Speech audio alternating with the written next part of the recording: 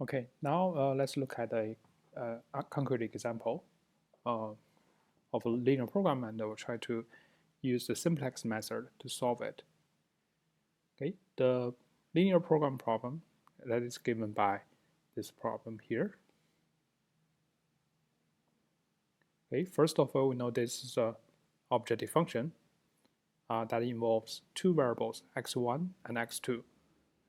And then there are two constraints, two inequality constraints here and here. And then we also have the non-negativity constraint of x1, x2. So when we see a problem like this, the first thing we should do, before we apply the simplex method, the first thing we should do is to convert it to a standard form, which means that we want to convert it into the form of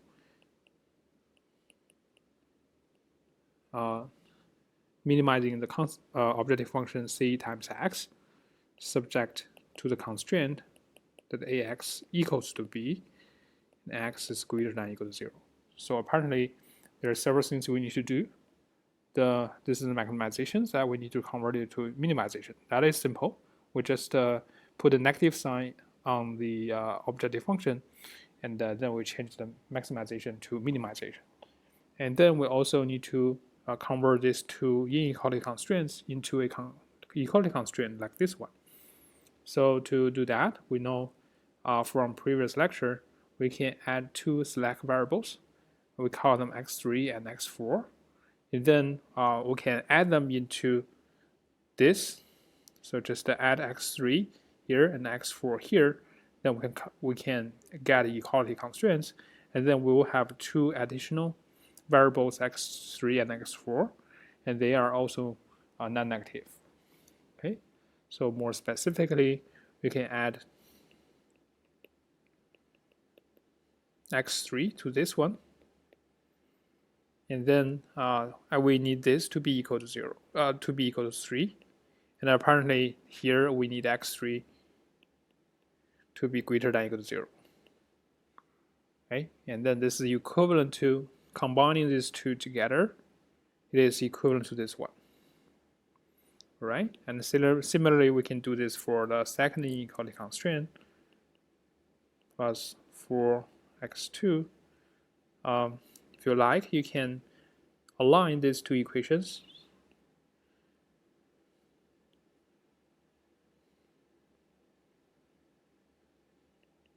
by doing this.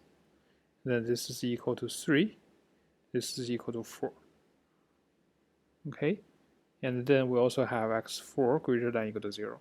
And of course, x1, x2 must be greater than or equal to 0 as well. Right?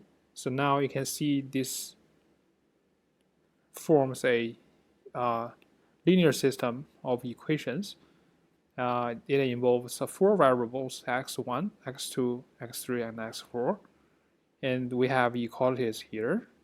Okay, everything matches the constraints here. And for the objective function, we need to convert it to, we said that we can put a negative sign on the objective function. The objective function becomes minimizing negative 7x1 minus 6x2.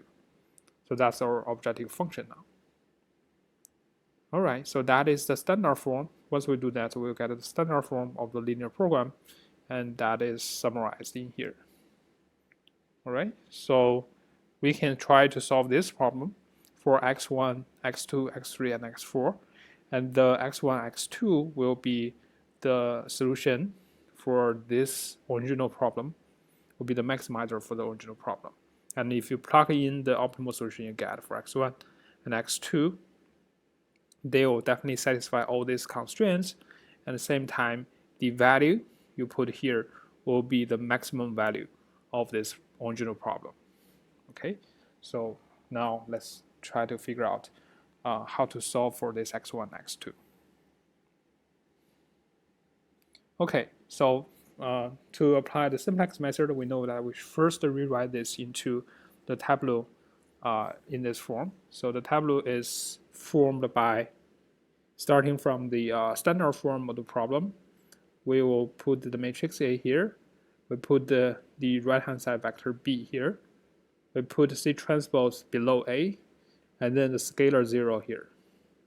Okay, and these are all corresponding to the standard form of the linear program, which is this last one here.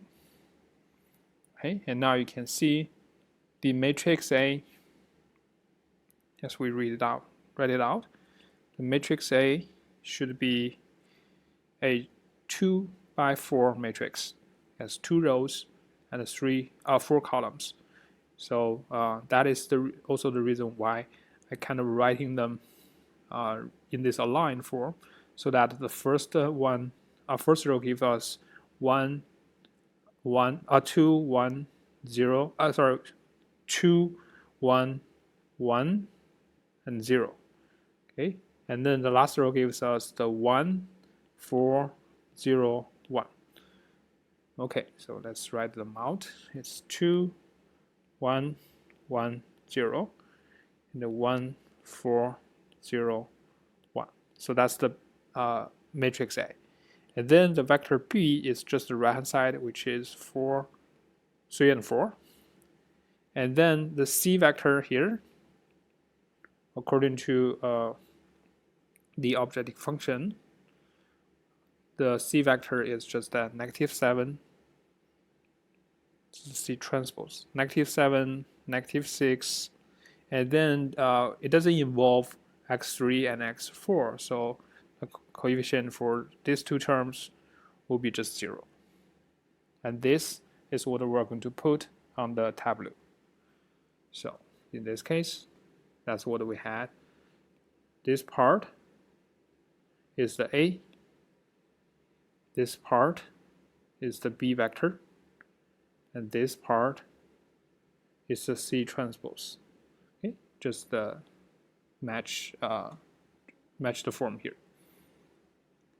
Okay, so now this is tableau, and we can consider so remember that at the beginning of the development of the simplex method, we said that we are supposing that we start from a basic feasible point, or we know that we already have a basic feasible point.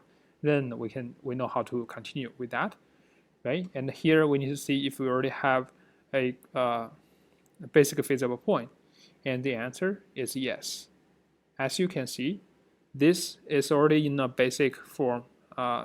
It's already a basic solution. The reason is that we can already have this 2 as the I matrix, right? Select the I matrix. And so that means the x3 and x4 are the non-zeros, are the potential non-zeros in my basic solution. And that is apparently true if I plug in x1, x2 as 0. So if this is my x1, this is my x2, x3, and x4. And if I plug in this in, as apparently this x will solve this ax to b, because this is currently my A matrix, and this is my B vector. And if I keep x1, x2 as 0, and x3, x4 as 3 and 4 respectively, and now ax will be equal to b, right? And that means it's a basic solution. And at the same time, it is also feasible, because this is a non-negative vector. It's greater than or equal to 0. So that's a non-negative. That is a basic feasible point. And from there, we know we know that we can continue by looking for by moving this basic feasible point to the next basic feasible point, or essentially we're moving from one vertex of the domain described by these two inequality constraints, by this inequality and the inequality constraints, and then move from one vertex to the next vertex. And we know that the constraint set is just a polyhedral, so we're moving from one vertex of the polyhedral to the next one. And the purpose is to move to the next one such that the function value decreases. Okay, and remember to do that, we need to do two things. We need to decide which new column is going to be a new basic column, and which of the old basic column is going to exit. Okay, so now the two basic columns are these two, so meaning that this is the matrix A, right? These two columns are the basic columns. Then we need to see that how to choose one of these two columns to replace one of these two columns. Okay, and we first decide which column we should use to enter. Which of these two columns should be used as a new basic column. And to do that, we just need to check the value below them. The most negative one will be our choice, because along this direction, we potentially get a faster decrease of the function value. And apparently the -7 is more negative than -6.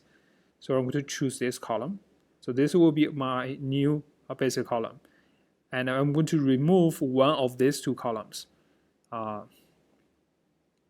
because I'm going to replace that one by this one here. And to decide which of these two should be used as should be removed from the set of basic columns, I should check the value. Remember, this is how we got the epsilon value. It's by dividing the y0 and this column. We call it, this is like apparently it's a y1 vector. We divide this vector by this vector components wisely and see which component gives us the smallest value. So when we divide this by this, we can see that we'll get 3/2 and 4, right? 3 divided by 2 is 3/2, and then 4 by 1 is 4. So apparently this first one gives us a smaller value. That means when I grow my epsilon from 0 to, I do this y0 minus epsilon y1, they are both as vectors. This y0 is the 3, 4 vector. This y1 is the 2, 1 vector. Okay, and I know that when I grow this epsilon from 0 to larger and larger positive values, I will see that when epsilon equals to 3/2, I will get a 0 component. Okay, and at that point, the second component of this vector is not 0 yet; it's still a positive value. But the first component becomes 0. Okay, and that is the choice of epsilon, and my epsilon will be equal to 3/2. And this determines that I will be pivoting on this one, and in that case, I'll remove this one, this column. So that means this column will be replaced by this column. Okay, and to actually replace it, what we do is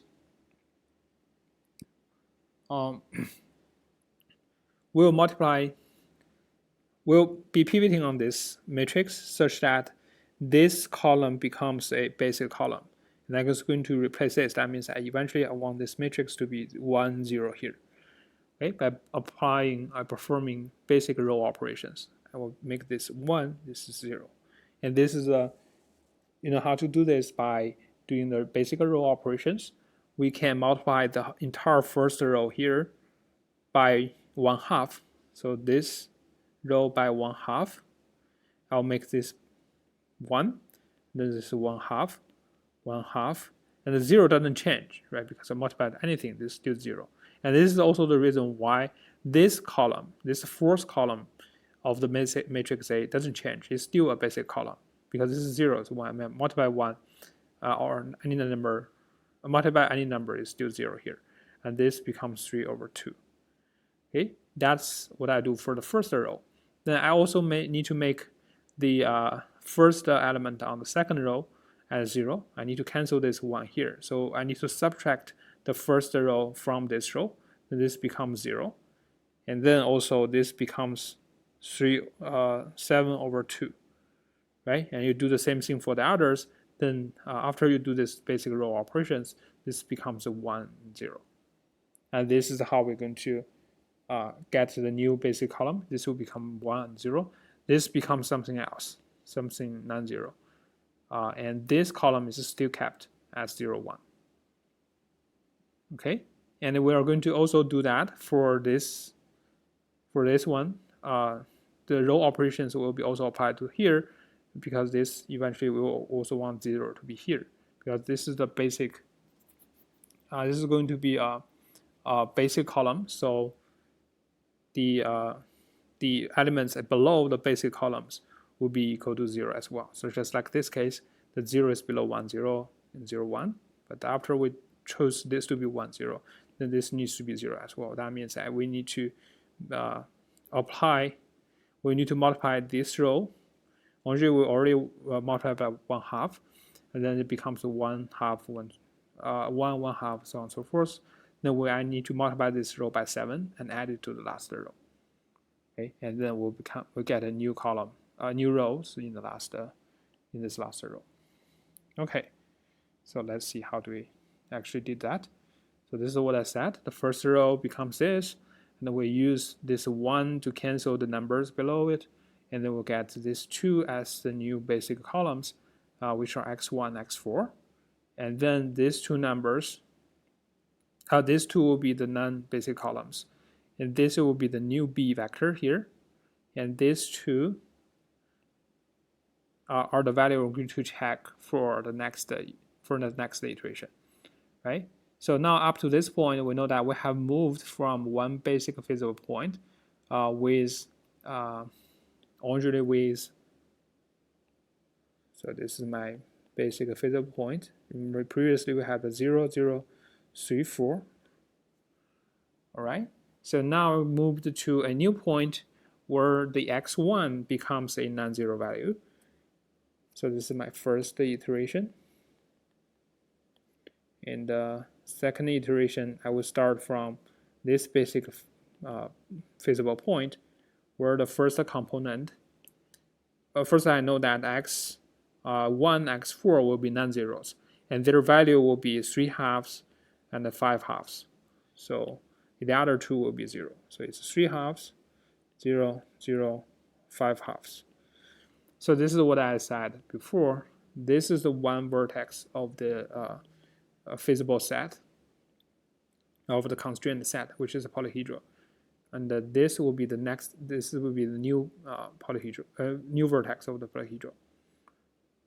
Okay, and let's also check that this value, negative of this value, is the current objective function value. So when you plug this into the actually when you multiply the vector c and this x, you see that this negative 21/2 is the current objective function value. Okay, and that's not difficult to check. See, the c was -7, -6, 0, 0.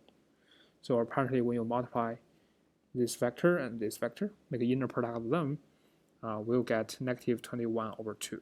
That is the current objective function value. So that is smaller than previous one. Previously, this 0 is current objective function value, because when we multiply the c and x, c is this one, okay? We multiply this c and this vector here, we get 0. That was the objective function at this point. But now we move it to a new point, which is still feasible, meaning that a times x is still equal to b, and the x is still greater than or equal to 0, but the function value is smaller here than it was here. Okay. So now we need to move on to the next iteration, because we can see that there are still negative values. This value is still negative, so that means we potentially can still decrease the function value further. We can move to a new vertex or new basic feasible point, which has even smaller function value. Okay, and then we can see that since this is negative, we're going to move this second column of the matrix A into the set of basic columns, and then also need to decide which one of these two. This was the oldest basic column. This was the basic column we just obtained, but since this is better, we can potentially further decrease our function value. Then we need to see which one we're going to replace by using this one. Okay, so it's the same as before. We need to look at this vector and make a component-wise division by this vector. And as you can see, when we divide this by this, we'll get 3. And divide this by this, we get 5/7. And apparently 5/7 is smaller. So we have to choose, we have to be pivoting on this one. So that means the corresponding, this is the 1 here. So we're going to replace this basic column by this basic column. So we're going to make this as 0, 1. Okay, we're going to apply the basic row operations such that this becomes 0 and 1. And also we need to apply the basic row operations eventually to the last row so that this one becomes 0 as well. Okay, so now to do that, so we said we're going to do this as 0, 1. We just need to multiply the entire second row by 2/7. And then this becomes 0, which doesn't change, right? Because we didn't want to change this column. It's still one of the basic columns. And this multiplied by 2/7 becomes 1, and 2/7, this will become negative 1/7, right? And then 1 sorry, I should multiply this by 2/7, so this is 2/7, and 2/7 here multiplied to this, it will be 5/7. So that's the second row here, the second row got. And then we need to use this row to get zeros here.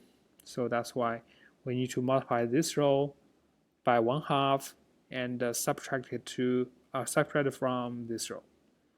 And then we'll get this first row here. Okay, so you can do the calculations. Apparently, by multiplying this row by 1/2 and add it to the first row will give us this new first row here. Okay, and similarly, we can multiply this row by 5/2, by 5/2, and add it to this last row here, and then we'll cancel this one, with this becomes 0, and all the other values changed, so they will be changed to these 3 values. Okay, so this is just the basic row operations. You just think that you're working on this matrix. You want this to be 0, 1, 0 here. And, what do you need to do for the basic row operations? Okay, and then you can end up with this new matrix.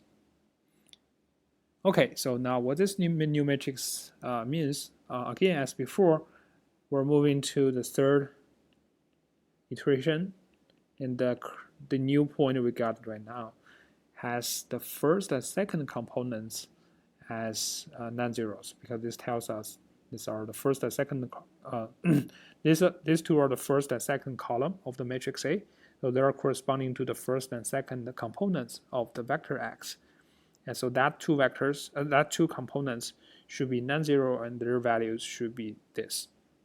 Okay, so it's 8/7 and 5/7, and the other two will be 0.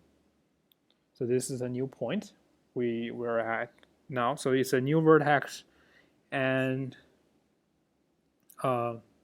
this value here, or negative of this value here, is the kernel objective function value. So you can easily see that. You just multiply, make an inner product of this vector and this vector, we will get negative 86/7. So this will be the kernel objective function value, and that is smaller than the previous one, which is negative 21/2. Okay, or in other words, you can see this is a bigger number than this one. It's bigger than that. Okay, and now this, then we need to check if we're going to continue or not. Now you can see this column does not have any negative values, right? So that means we cannot further decrease the function value by moving to a new vertex. And so this will be the best vertex we could find, and its value is this. Okay, so that means the x1 should be that, x2 should be this, x3, x4 should be zeros, and we don't really care about the x3 and x4 because they were used as the select variables. What we really care is x1, x2, and up to this point you can see these should be the values of them. and these two are the with x3, x2, x3, and x4 as zeros. This will be the optimal solution for this standard form of the problem, right? So that's what we end up with. But remember that the optimal solution is for the standard form, and the objective function there is negative 86 over 7. But what we really needed is the originally was this problem for this problem, but x1, x2 are still the same. It's still the same solution as in the standard form. So the x1, x2 will be still the same value, and you can plug them in, and you see that objective function value will be 86 over 2, 86 over 7. But it was just the negative of this one. So this was the, when we finish the tableau, we know that negative of this value is the optimal objective function value for the standard form of the problem, which is this. And when we put it back, when we put the solution back to the original problem, this is the optimal objective function value for the original problem. So this is since we were maximizing the objective function in the original problem. So that was a negative sign that we had in the standard form. We put a negative sign of the objective function value, but actually objective function value for the original problem is without the negative sign. So that's this. Okay. But you know this part will be trivial because you know you got a equivalent problem. But the minimizer is what you really need. And using this minimizer, we can just plug them into the original problem and see whatever the objective function value is. Okay, so that finishes this simplex method. Okay, using the tableau. Okay, so you can see that the procedure is pretty standard. It can be even programmed. It's not really a tricky procedure, but if we have a very large matrix, if we have many variables to solve, then this has to be solved by computer.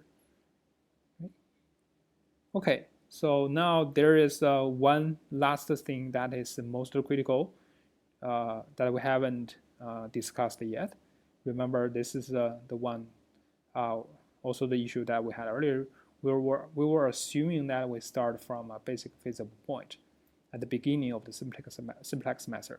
But the question is, in practice, how do we get such a point? And this is the topic we're going to talk about now. Okay.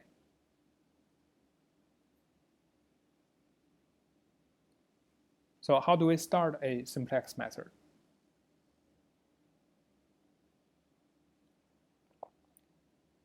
So the idea is to find a basic feasible point that satisfies the constraint.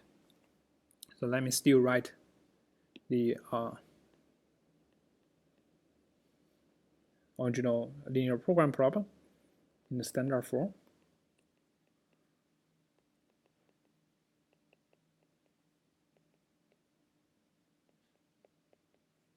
Okay, so the first thing we're trying to do now is forget about the objective function for a moment. Just look at the constraint. How do we find a basic feasible point satisfying this? That means if A is m by n, then we need to find a vector x with at most m non-zeros, such that it satisfies this constraint, inequality constraint. It satisfies, it solves ax equals b, and at the same time, the non-zero values are all greater than 0, are all positive values.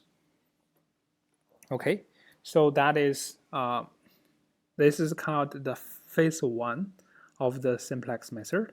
So basically, what we're trying to do here is that for the first phase of the simplex method, we need to find a basic feasible point that satisfies this, and it's also a basic point, basic solution.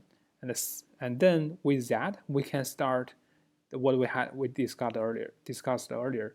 We know how to continue with the simplex method to eventually find a optimal solution for this original problem. So that was called the one we discussed earlier is called the phase 2 of the simplex method. Okay, so now what we're focusing on is the phase 1 of the simplex method, finding the finding the basic feasible point for this constraint. Okay, so the idea is very interesting, is to introduce a so-called artificial problem. Okay, so the phase 1 is to consider a new problem called the artificial problem. And the artificial problem contains all the variables you have in the original problem, which is x. But in addition to that, we also need to introduce a few artificial variables, y. The y vector contains those artificial variables, and the number of components there is equal to m, which is the number of rows in matrix A. Okay, so basically you have this A is a m by n matrix. X, we know that it's a vector. It's a n-dimensional vector. B is m-dimensional vector. And the y, the artificial variable y, will be a m-dimensional vector. Okay, and what does this artificial problem looks like, and how we're going to add this y? So the artificial problem is again a linear program, and the objective function is fixed. It's just the inner product of the one vector, it's the vector of ones, and this y vector, which is given here. So this, apparently this one vector is a vector, m-dimensional vector with all components as 1. And this is just a y variable. So essentially, this one is just a y1 plus y2 all the way to ym. Okay, and the next, this is the tricky part that we used to have ax to b, but now we're going to add a y into this same equation to make this to equal. So what the purpose here? The purpose here is to easily get a basic feasible point for this artificial problem. And to get that, we need to put this original ax and b as the var, and put this e times y. So what is e? This e is a diagonal matrix. It's a diagonal m by m diagonal matrix with either 1 or -1 as the diagonal entry. And the sign of this 1 is 1 or -1 depends on the sign of b. So for example, in the first row, if b1 is, if the first component of b is positive, then the 1, 1 entry of this diagonal matrix will be 1. If b1 is negative, then we should choose this this e1, or first entry of this e as -1. If b is 0, you can still choose this as 1 because it doesn't change our choice. It doesn't matter.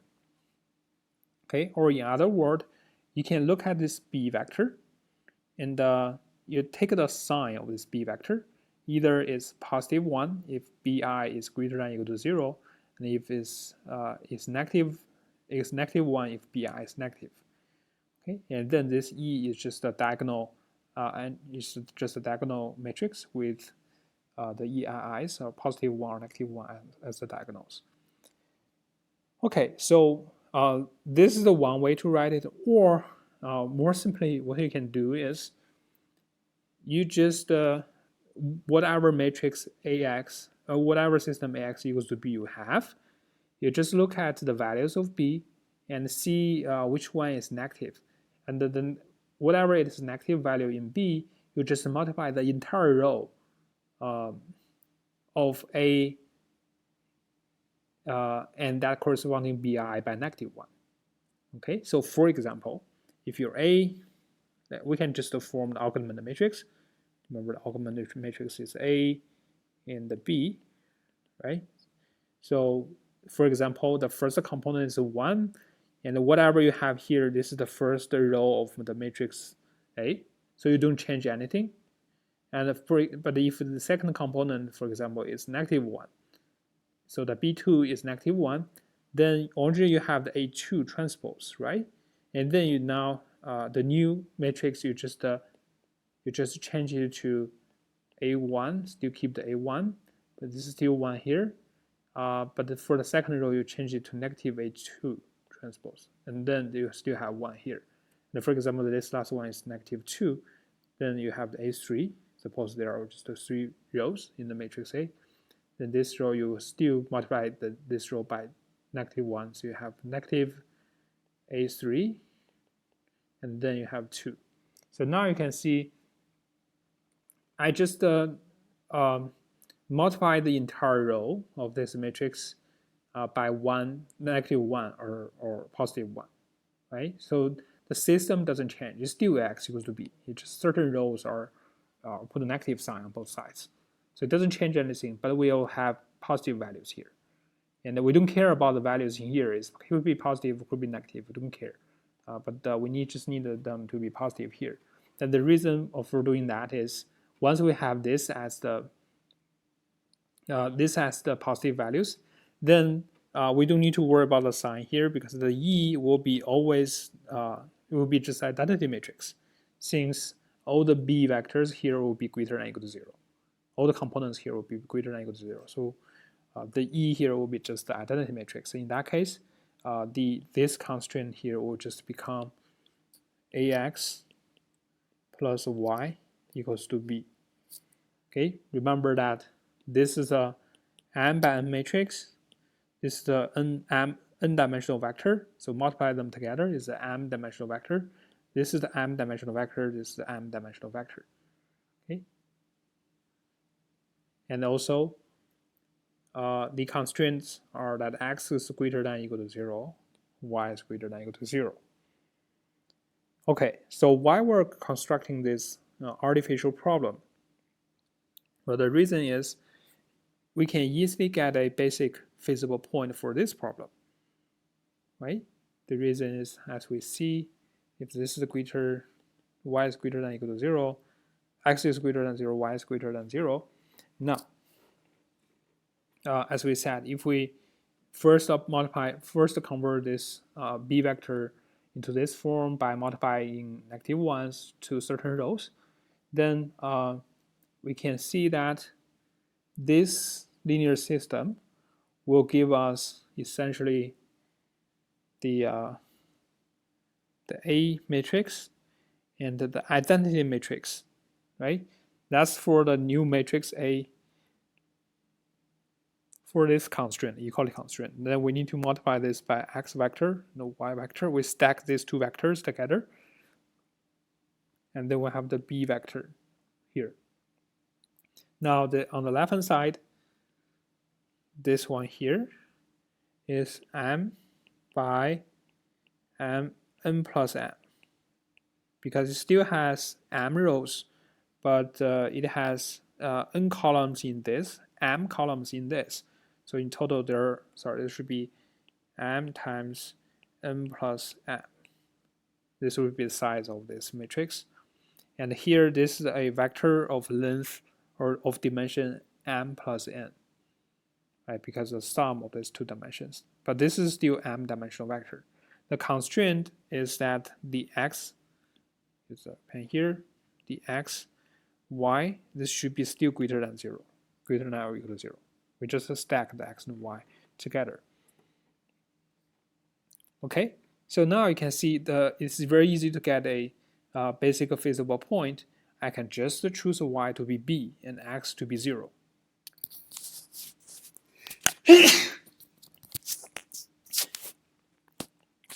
Excuse me.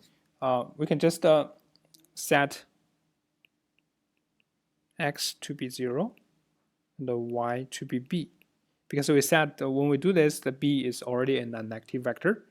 So we choose our x and y in this way. That means that the x, y vector will be, I put vector here to actually put them everywhere, just to be clear. But they have different dimensions, just to just to notify that there should be different dimensions. But the x part will be just 0. The y part will be just b. And since b is non-negative, we know that this vector as a whole is negative. It's greater than or equal to 0. And at the same time, if you plug this into this, if this is 0, this is b, then multiplying them together will be just a times 0 plus identity times b. And that just gives me b. Okay, so that means this is a trivial basic feasible point for this artificial problem. Okay, and apparently it's a linear program. Since this is a linear, either this or this is still a system of linear equations, and this is still non-negativity constraints, and the objective function is still a linear in the in x and y together. It just didn't depend on x. Well, the question is why? How does this connect to the original problem? Why this helps us to solve the original problem? The answer is, if we can solve this artificial problem, let's just look at this part again. If we can solve this artificial problem, that means we can reach to a point where this is minimized. But apparently, since y is non-negative, this value must be greater than or equal to 0, because it's just the sum of a bunch of non-negative values. So eventually, the optimal objective function value of this artificial problem must be greater than or equal to 0. But if the original problem has a, like this one, has a solution, or at least it has a feasible point, then there must be some x such that ax equals to b, and same time x is greater than or equal to 0. Right? So the connection between these two is that if we can find, if such x exists that satisfies this, such x satisfying these two conditions exist, then the optimal solution for this one must be that x is that point and y is equal to 0. Because when y equals to 0, apparently it satisfies this, and at the same time it satisfies this. Since if y is 0, it's just to have ax equals to b. And say that since x is one of the feasible solution or feasible point of the original problem, it should satisfy this already. Right? So that means the y plugged in here, we should get ax equal to b. And at the same time, since y is 0, that means it's minimizing this. It's minimizing this. This minimum value of this is 0. Okay? So by solving this, what we get is, in the end, we should get a basic feasible point. Since for every iteration we do, we get a feasible point. And after we finish this, we'll get an optimal basic feasible solution. And in that case, we know that y must be all zeros, because that's how we minimize this. The best way we can minimize this is to put all the y's at 0. And also these are satisfied. And this is 0, that means the ax equal to b. But since we're doing each iteration of the simplex method, we know that we always have a basic feasible point.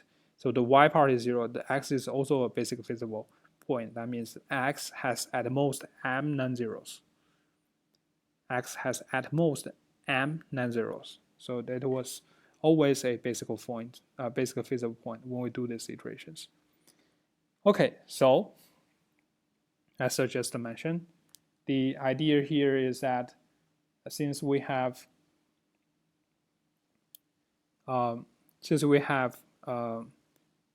a artificial problem here, and it is also a linear program, and it is very easy to get a starting point, or a starting point which is a basic feasible point for this problem. Just choose y to be equal to b. So let's say we are using the formula this identity. We already multiplied the necessary negative ones to the b vector and a matrix for the rows.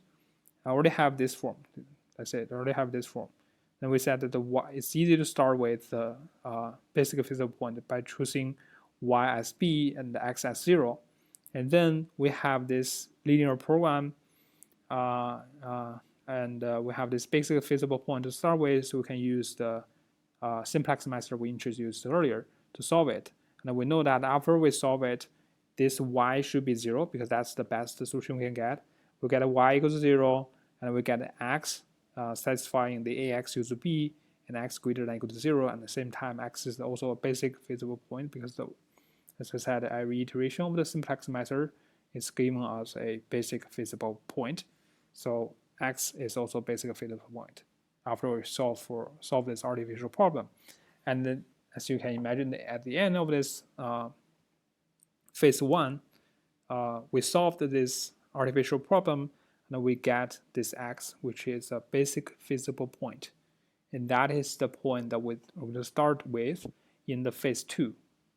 That was what we discussed earlier. Okay, so now you can see this completes everything that we need. Given the problem, first convert it into a standard form, and then if we don't have a basic feasible point yet, as in the previous example, then we construct this artificial problem. As I said, the slide says in this way, but the easiest way is just to look at the vector b and multiply negative ones to certain rows if necessary, so that the right hand side becomes all non-negative values, and then construct this artificial problem with m non-zero, with m components or m artificial variables in y. Objective function is just this, and the constraints are this, and starting with a basic feasible point, which is 0 here and the b here, then we can apply the simplex method we introduced in the previous example, as we discussed in the previous example. Now, after you solve it, you will get this y as 0, and this x as a basic feasible point for ax used to b. And then this will just throw away the y. It's not useful anymore. It's 0 anyway. And then we just keep the x and put it back to the original standard form of the original problem, and then we start phase 2. And this is the starting point. This x will be our starting point in the phase 2, and then we can continue redo this linear program or simplex method for the phase 2 in the phase 2, and then when we finish that, we'll get a basic feasible solution for the standard form of the problem. Then you can convert it back. You can convert your solution back to the original problem. So the solution will be still the same, but when you plug into the original objective function, it will be the same if it was the minimization problem. But if there was a maximization problem in the original problem, then you need to put a negative sign of the objective function you just got for the standard form, just like in the previous example. Okay, so that is the completion of this simplex method.